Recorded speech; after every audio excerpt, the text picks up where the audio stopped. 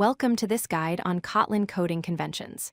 In this video, you'll master the official style guidelines that help you write clean, consistent, and professional Kotlin code. These conventions are essential for any Kotlin developer, whether you're just starting out or looking to refine your coding practices. Let's dive in and explore how following these standards can make your code more readable and maintainable. Let's begin with source code organization.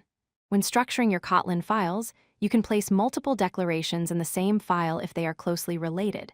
This keeps related code together and makes it easier to navigate. However, remember to keep your files concise and focused on a single purpose. For file naming, use Pascal case, which means capitalizing the first letter of each word without spaces. If your file contains a single class, the file name should match the class name exactly. This convention makes it easy to locate specific classes in your project. Naming conventions are crucial for writing readable code. For classes and objects, use Pascal case format like user repository.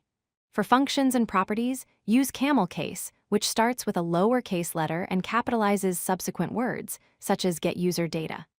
Constants should be written in upper snake case, using all capital letters with underscores between words, like max_count.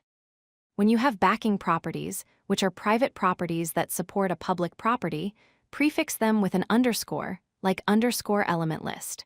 Following these naming patterns consistently makes your code intuitive and easy to understand. Now let's cover formatting basics. Use 4 spaces for each level of indentation.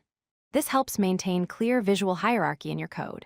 Keep your lines to a maximum of 120 characters to ensure readability on different screen sizes. Place opening braces on the same line as the construct they belong to, following the K and R style. Use single blank lines to separate logical sections of your code, making it easier to scan. Add a space after control flow keywords like if, when, and for to improve readability.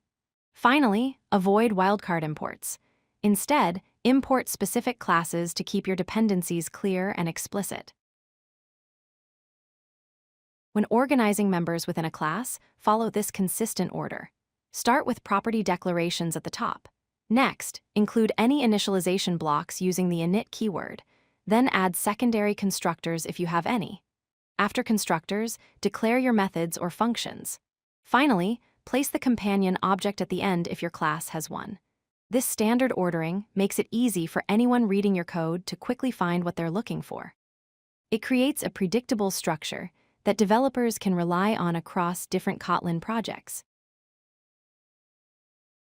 Kotlin allows you to write more concise code with expression body functions. Instead of writing a function with curly braces and a return statement, you can use the equals sign when your function contains a single expression. For example, rather than writing a function square that takes x as an integer and returns x times x inside curly braces, you can simply write fun square of x equals x times x. This is more concise and just as clear. The return type is automatically inferred by the compiler. Use expression body syntax whenever your function can be expressed as a single expression. It makes your code cleaner and easier to read. When declaring properties and variables, prefer immutability. Use val for read-only properties that are assigned once and never change. Only use var when you actually need to reassign a variable's value. This immutable first approach prevents accidental modifications and makes your code safer and easier to reason about. Regarding type declarations, Kotlin has excellent type inference. You can omit the type when it's obvious from the initialization, like val name equals Kotlin. However, declare the type explicitly when it's not immediately clear, such as when calling a function that returns a generic type.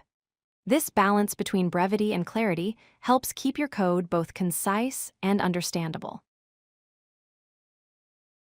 Writing idiomatic Kotlin means taking advantage of the language's powerful features.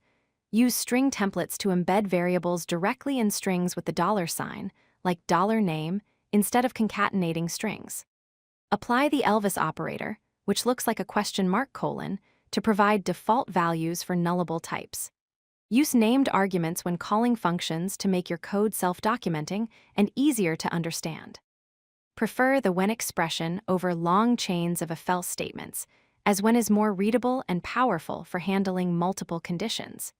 These idioms make your Kotlin code more expressive and align with how the language was designed to be used. Proper documentation is essential for maintainable code. Use KDoc format for documenting your public API. KDoc comments start with /*** and end with */.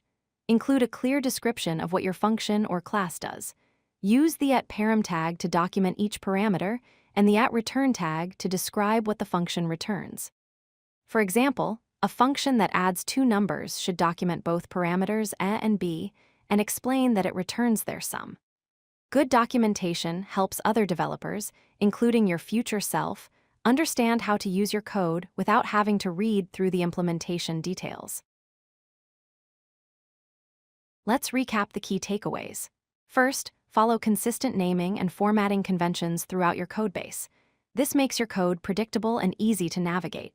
Second, write idiomatic Kotlin by using the language's built-in features like string templates, the Elvis operator, and expression body functions. Third, prefer immutability by using val instead of var whenever possible. This makes your code safer and easier to understand. Finally, document your public APIs with clear KDoc comments so others can easily use and maintain your code.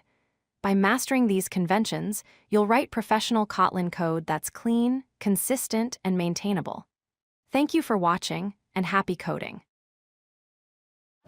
If you like this video, hit that like button and don't forget to subscribe. Visit codelucky.com for more such useful content.